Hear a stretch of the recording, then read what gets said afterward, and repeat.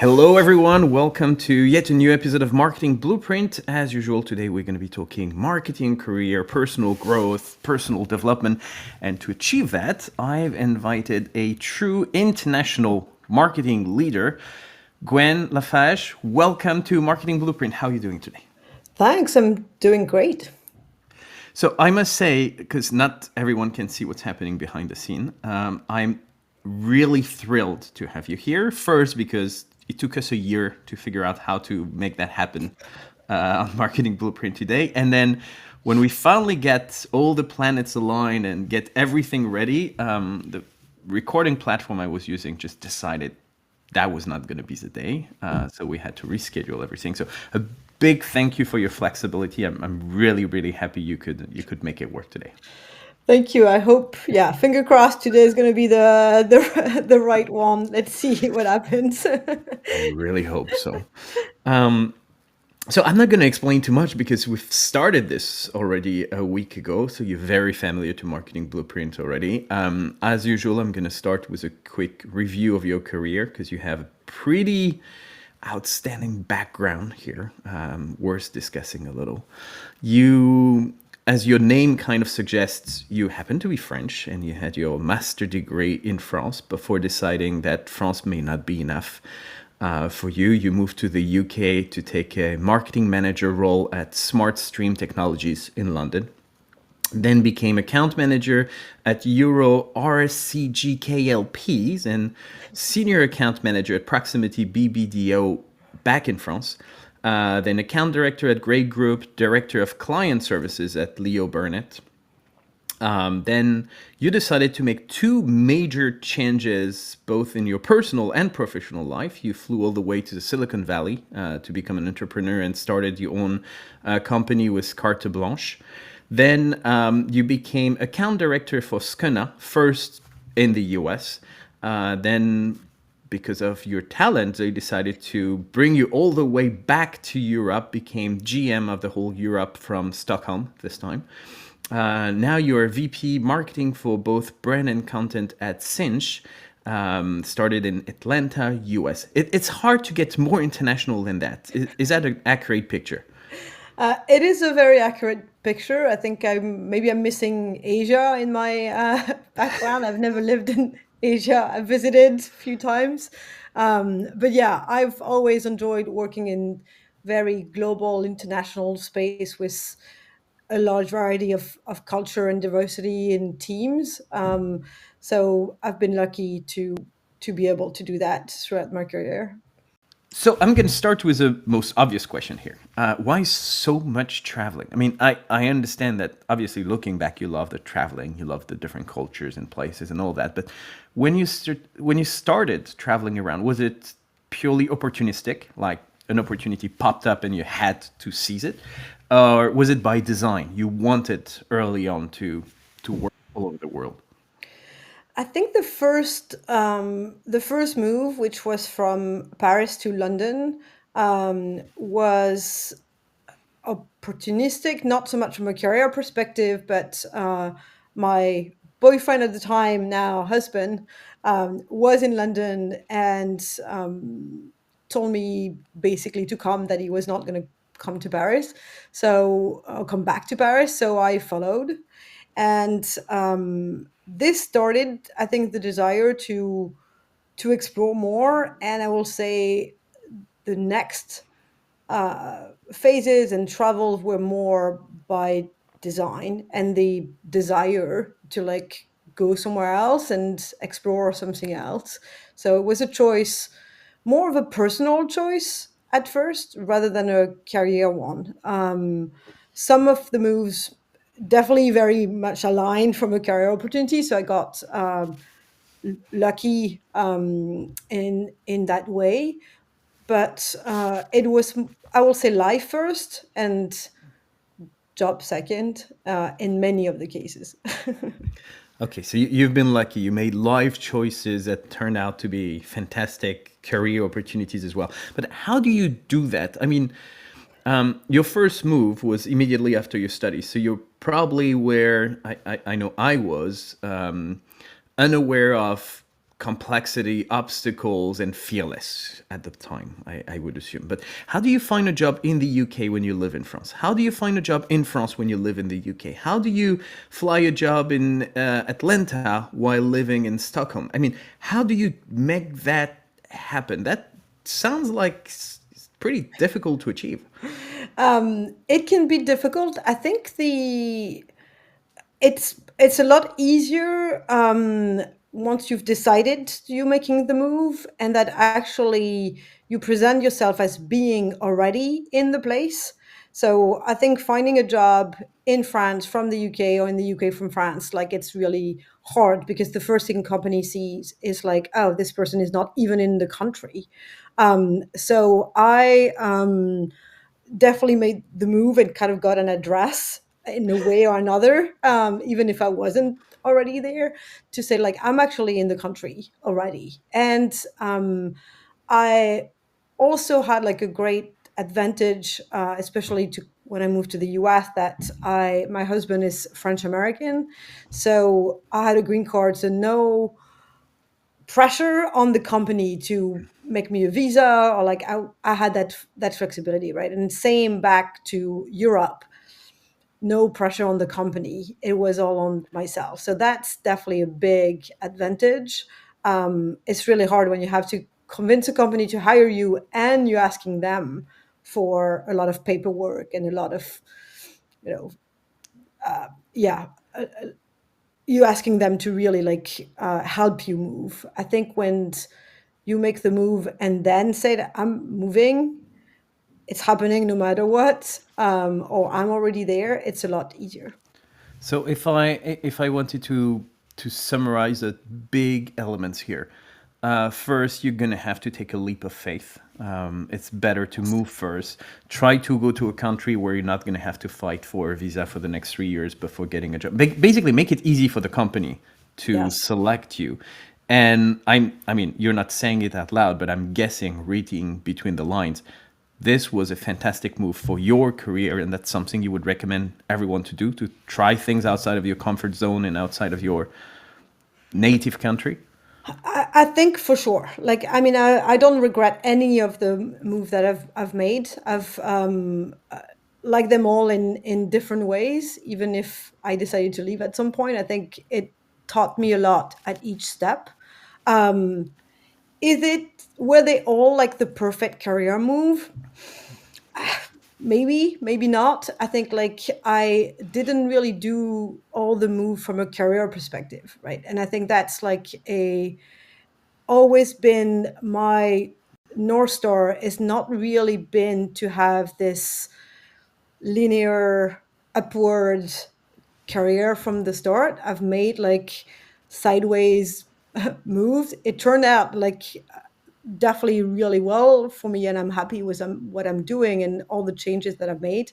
But I've always prioritized enjoying where I will live and making family or couple choice before I had kids, on like where I wanted to be and what I wanted to experience in my life before my career, in You, some you know, ways.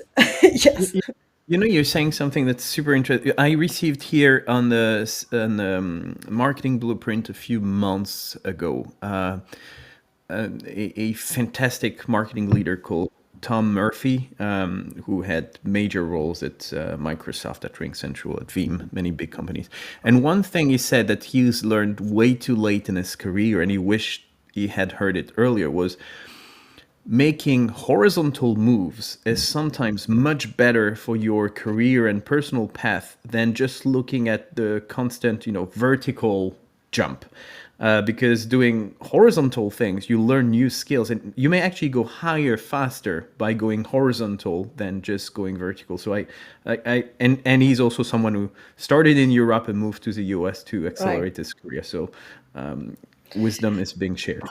I think that's a definitely a good advice, especially as when you the more you go up, I guess, in some way, the more transversal you need to become, and the ability to understand other functions and other departments, right? Like, you need to become more than your initial expertise and learn a business expertise that like is much bigger than like your core job at the beginning, right? And I think by moving transversally, you can get that learning, get those learnings, and get that mindset of understanding that at some point when you're a leader, or like you're more of a business leader than like a marketing one, or a product marketing versus a brand marketing, like I think the expertise is becoming less important than actually being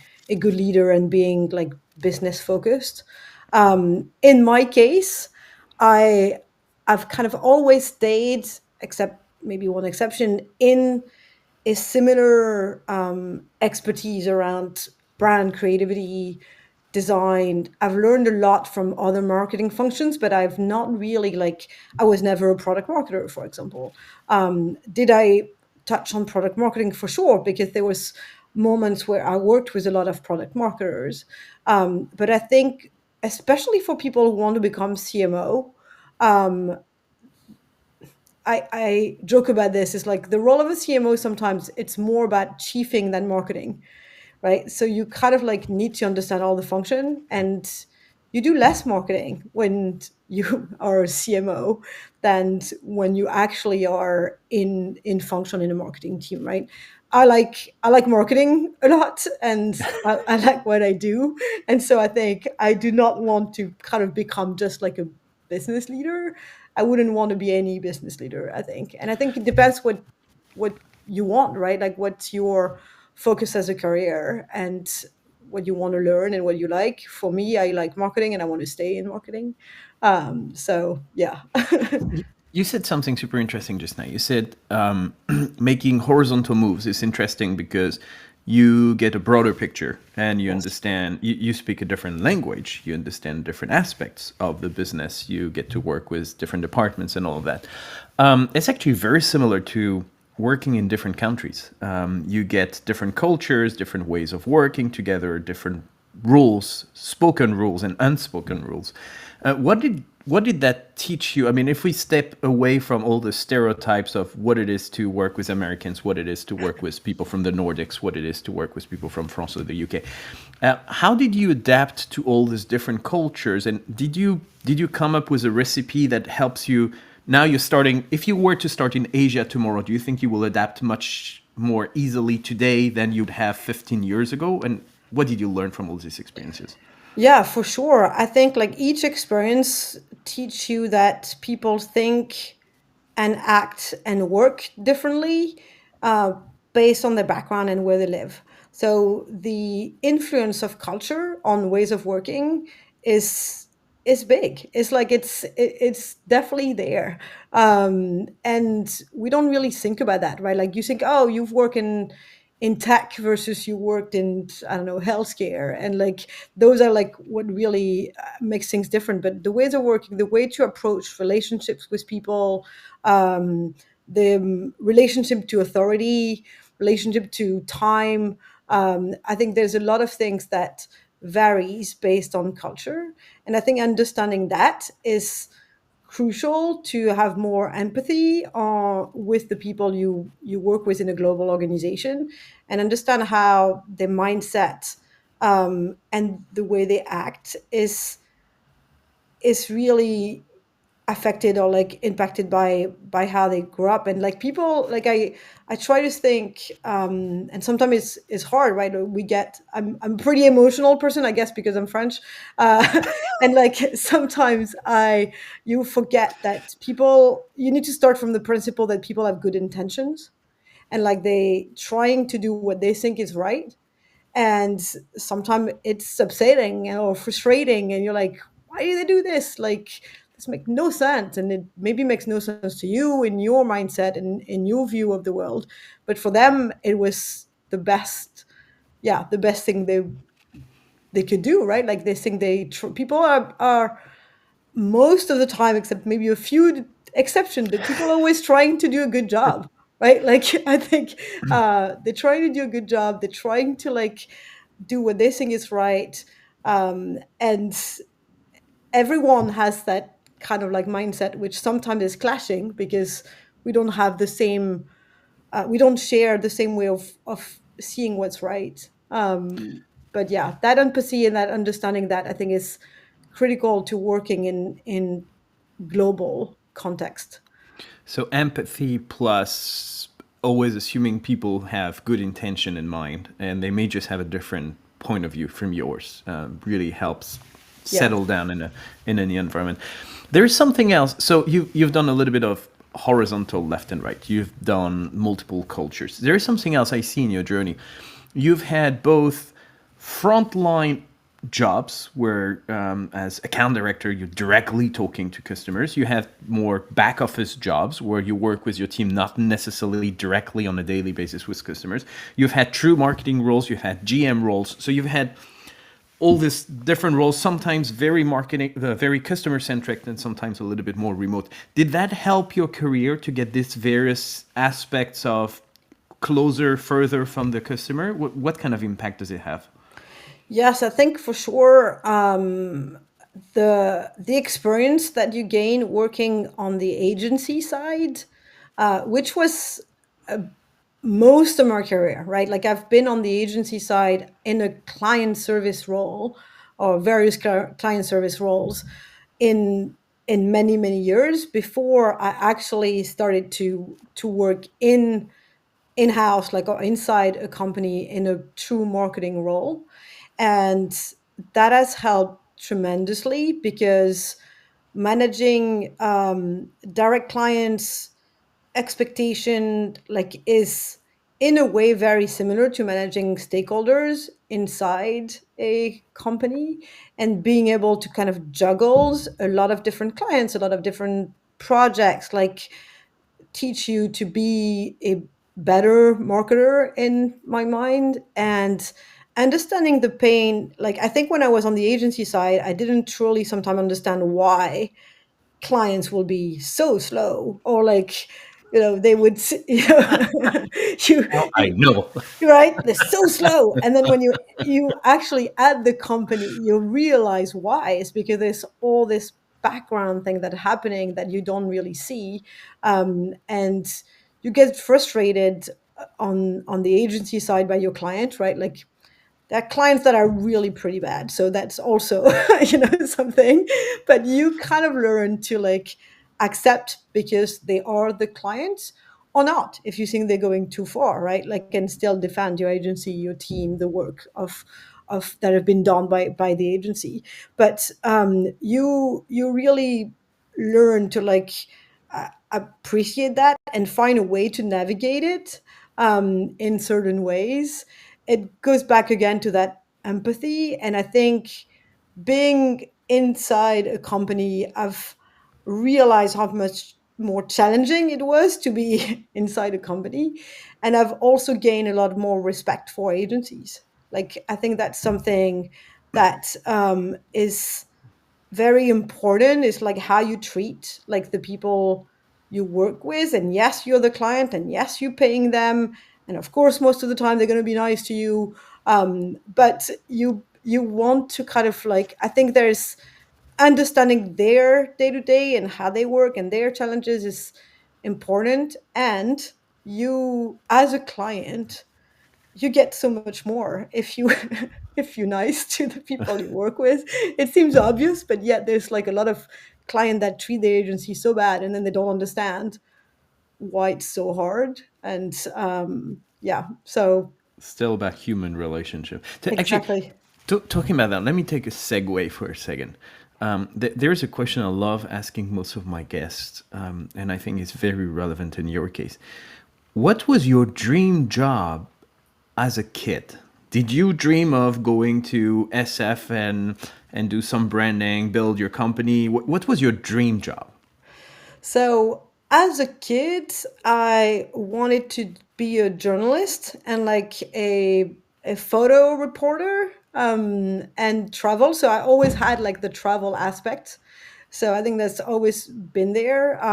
I grew up in what you would think is a bit of an idyllic part of France, like a small village. Everything was find like two parents, like things were really really good in some ways. Like I didn't have like a struggling childhood, and yet something was always missing. I always kind of like wanted more, and I knew from very young age that I wanted to go somewhere else, right? Like it was almost too perfect but too small. Like I just like needed to escape that too small place where everyone know each other, and this like I wanted something more, and that has definitely stayed with me a lot of maybe too much. I've always wanted something more and not knowing exactly what it was that I wanted. So that's also why I think I've moved around. It's like maybe in search, maybe I'm doing a bit of like therapy on myself,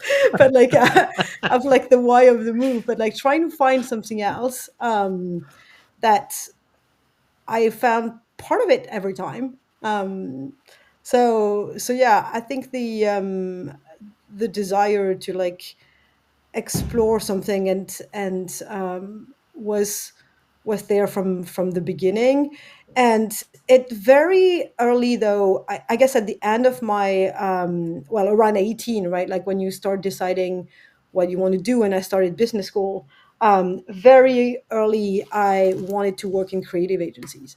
That was part of it. I realized that I had a bit of a fascination for the ads that I will see outside. So as a kid, like I had this room when I would have cut out of like magazines and ads on the that I will put on the wall of like travel, perfume. Like I think the beauty of the photography was always there, and the idea of working with creative people was always there.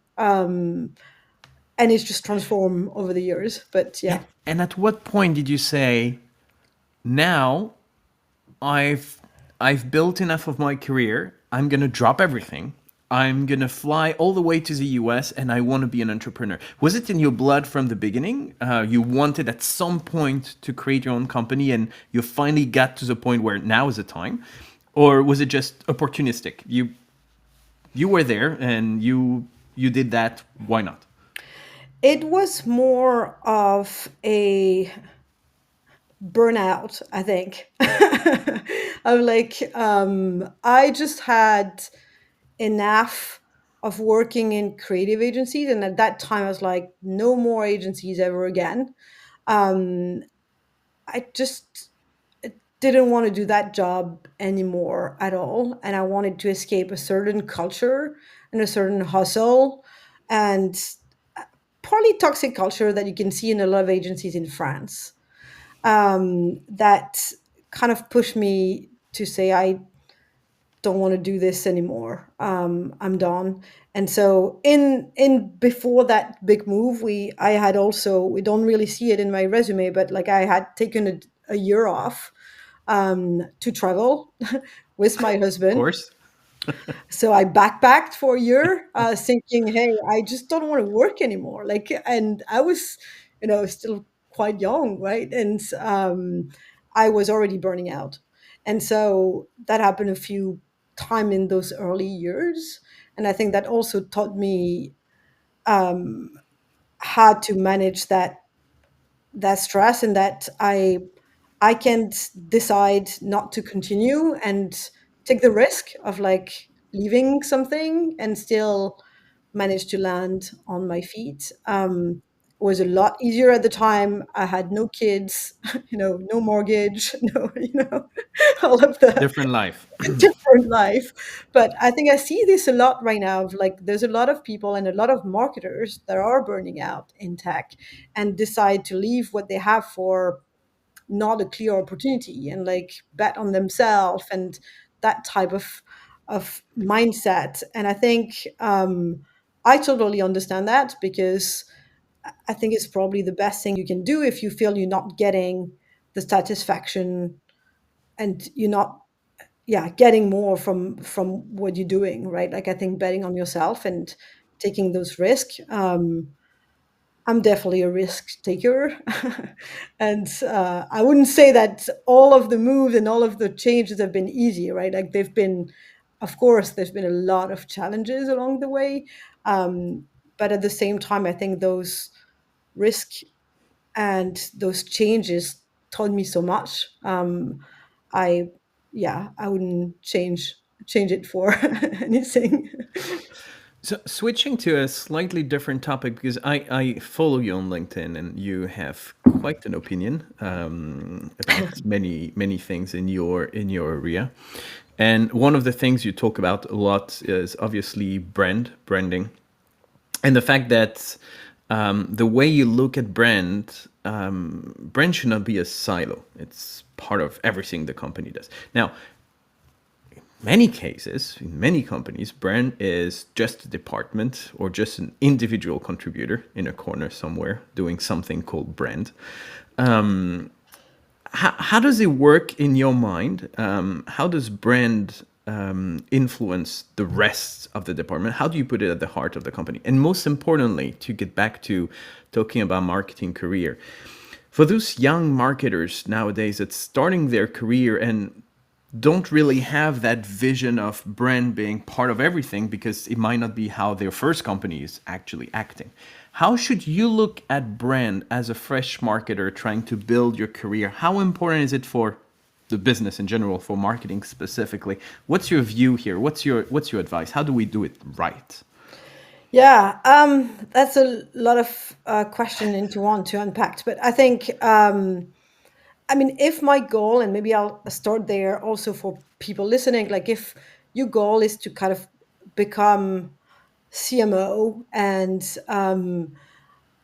you're starting in tech or you're starting in B2B, I wouldn't start in brand. Like I think like that probably won't get you there fast. If your goal is to have this kind of trajectory, like maybe it's better to start in demand gen or in product marketing, right? Like I think those are probably the two most obvious like path to CMO.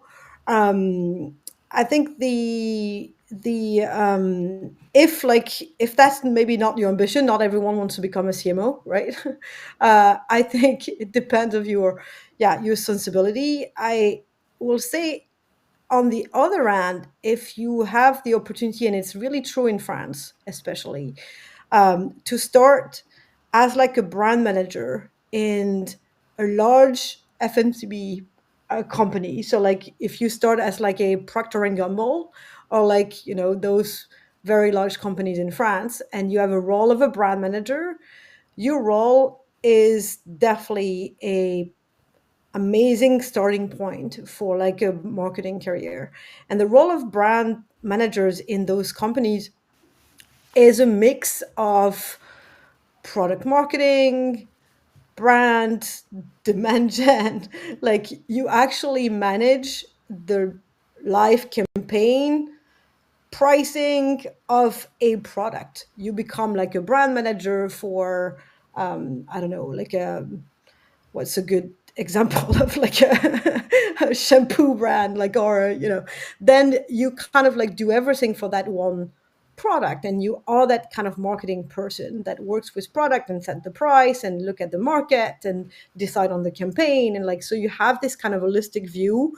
And that's why I also talk a lot about the marketing philosophy, or like the learnings of marketings from the beginning, and the 4P, and like some I did marketing studies, right? Like so I think and the importance of that, of truly understanding the actual foundation of marketing. And when you start in that, you and I haven't done it, right? That's not where I started, but I worked in agencies with marketers like that. um and I think that's a view of brand being so different in B2B that it is in consumer brand. And so in B2B, it's always, like you said, seen as like this one I see in a corner that's going to print t-shirts and have stocks on the booth and do PowerPoint template. Right? Like but the reality in my mind is definitely if not that, right? Like I think it's the misconception, or like what we mean by brand, and it can mean so many things, right? Like so I think we think about a brand as a product when you think about like a shampoo brand, right? And it's a one product, or it might be a variation of a product, but still is kind of a product. Where in B2B, brand and product are the same. When your company is a small SaaS company, there's at that point not always a need for like a separate brand marketer than a product marketer, because it becomes more complex and more needed when you have a portfolio of brand or a portfolio of products and you need to tell a bigger story than your product story. But at the beginning, the brand story is the product story, right? Is the platform story, is the founder story. Like I think like when the company is small, it's all kind of like in one. And as it grows, there is a need for things to differentiate a bit more. So I think the idea of like brand being a one person in a corner, like it, it's a tricky one, and it's a misconception. I think it doesn't mean that your brand is that one person. It's just like a role or function that we call brand. But in reality, those companies, they have a brand. They have like a brand story. They have those kind of positioning foundation that we can argue are like a product marketing function or a brand function. But like I think they both need to work together. And they might not be differentiated at the beginning. So I think that may be answering part of the question, and then I might be not reminding the other part of your question. Well, actually, that's actually leading me to my last question, so that you can cover both in the same time. In today's sharing session, you've been sharing tons of valuable tips around, take care of yourself. Maybe going family first can be important. It doesn't mean you have to sacrifice your career. You're the absolute proof of this. Be empathetic, understand that people may come from a different point of view. And apparently all of this is actually working very well for you, because Cinch seems to be trusting you. Your previous company made a big bet on you, asking you to relocate, giving you a bigger role and all of that. So it seems to be working very well. Now, my last question for you today is, if you had only one piece of advice, and it could be something you've covered already today, or it could be something completely different, but if you had only one piece of advice for fresh grads looking at building a marketing career to be a CMO or any other type of marketing leader, because to your point, you don't have to be a CMO, what would be that one piece of advice that you would give people today? I think I was going to say something, but then it was two pieces of advice, I guess, in one. That works. That Yeah, works. one I think is like taking the risk, right, and like proving your worth, and like taking the risk, taking the opportunities, like not thinking, oh, I'm not going to do this because it's not my job. And I think it's like if the opportunity is there and that someone needs to do that job and you raise your hand, you have a higher chance of like, taking that next step. And I'm of course not saying like do all the work and don't get paid for the role that you're doing, but often there's this mindset of like waiting for the next role to kind of land and not showing that you can actually do the role. The reality is that it's the other way around. It's like you first need to kind of like do the job and prove you can do it before you get the title, the salary pay increase, all that stuff. And while you do that, make sure that you are your biggest fan and that you actually show. And I know this can be uncomfortable for some people because there's a little bit of the one who shout the loudest, will get the reward, right? But I think you shouldn't like expect people to see what you're doing and the value you're contributing if you're not telling anybody. So I think there is definitely a need to kind of like self belief and self promotion. Beat your own drum and build your personal brand as Exactly. well. Yeah, and your team, and like like having that how important that is, because if you stay silent and do a good job in a corner, high chance that like nobody will notice. Even if you're doing a good job, like you need to kind of like prove, I think, and show, and not be afraid to kind of tell or even brag about it, right? Like I think this can be uncomfortable, but I think that's a bit of the reality. Right to brag. Perfect. Well, what a wonderful piece of advice to end today's episode. Gwen, thank you so much again for the flexibility and also for all the value you've been bringing today. That was really a pleasure having you on Marketing Blueprint. I guess people can just find you on LinkedIn. That's where I reached out in the first place. Thank you so much, and hope to see you soon again and continue that conversation. Thank you so much to you, and very happy we finally managed to do this until the end. Thanks you, Gwen. Thank you everyone for watching Marketing Blueprint. See you again very soon.